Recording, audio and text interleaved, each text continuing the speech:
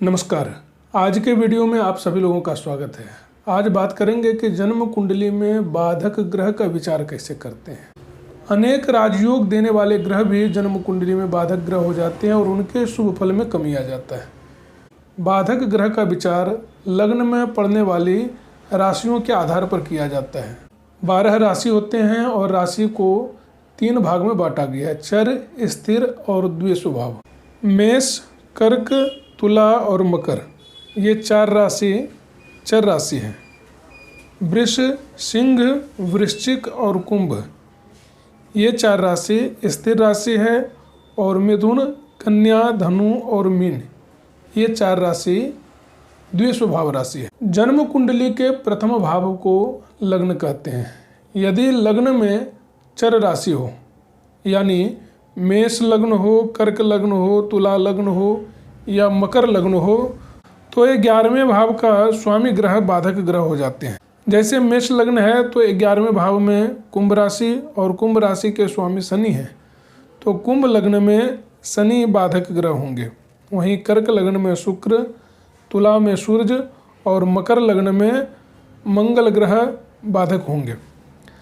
दूसरा, जन्म लग्न में स्थिर राशि हो, यानी वृष लग्न हो, सिंह लग्न हो, वृश्चिक लग्न हो या कुंभ लग्न हो, तो 9वें भाव का स्वामी बाधक ग्रह होगा। जैसे वृष लग्न में 9वें भाव में मकर राशि है और मकर राशि के स्वामी शनि हैं। तो इसी तरह अन्य लग्नों का विचार करें। वृष लग्न में शनि बाधक ग्रह होंगे, सिंह लग्न में मंगल, वृश्चिक लग्न में चंद्रमा और कुंभ लग्न में शुक्र बाधक ग्रह होंगे। जन्म लग्न में द्विस्वभाव राशि हो, जैसे लग्न में मिथुन राशि हो, यानी वहाँ 3 अंक लिखा हुआ है तो मिथुन राशि।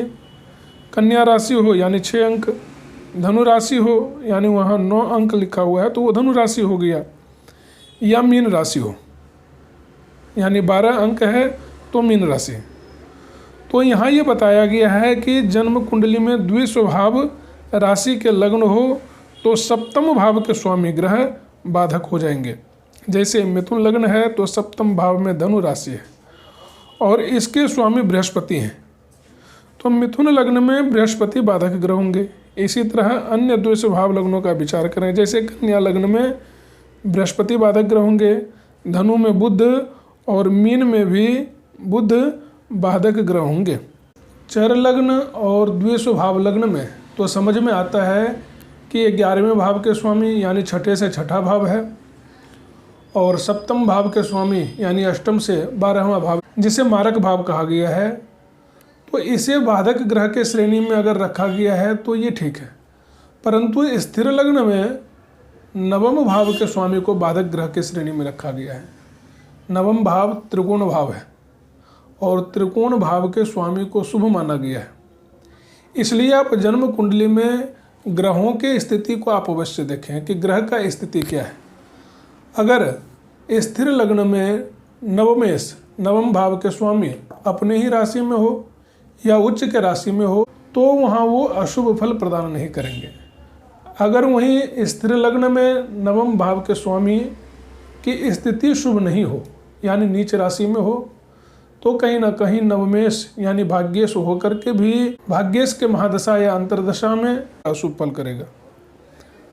इसके साथ ही बाधक ग्रह का विचार करने से पहले कुंडली के हर पहलू का विचार अवश्य करना चाहिए, फिर निर्णय लेना चाहिए कि बाधक ग्रह शुभ है या अशुभ। जन्म कुंडली में योग कारक ग्रह हो तो उसके दशा अंतर्दशा में शुभ फल प्राप्त होता है। वहीं मारक ग्रह हो तो मारक ग्रह के महादशा में या अंतर्दशा में कष्ट प्राप्त होते हैं। और बाधक ग्रह के बारे में बताया गया है कि इस ग्रह के दशा या अंतर्दशा में प्रत्येक कार्य में बाधा उत्पन्न होते हैं। जन्म कुंडली में बाधक ग्रह की स्थिति कमजोर हो और अन्य जो शुभ भाव के स्वामी हैं उनकी स्थिति मजबूत हो, यानी लग्न की स्थिति मजबूत हो, त्रिकोण भाव के स्वामी की स्थिति मजबूत हो, तो वहाँ बाधक ग्रह के अशुभ फल में कमी आएगा।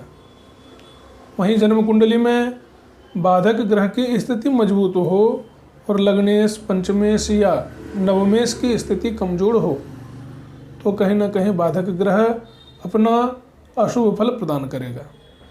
तो आज के लिए इतना ही। वीडियो देखने के लिए आप सभी लोगों को बहुत बहुत धन्यवाद।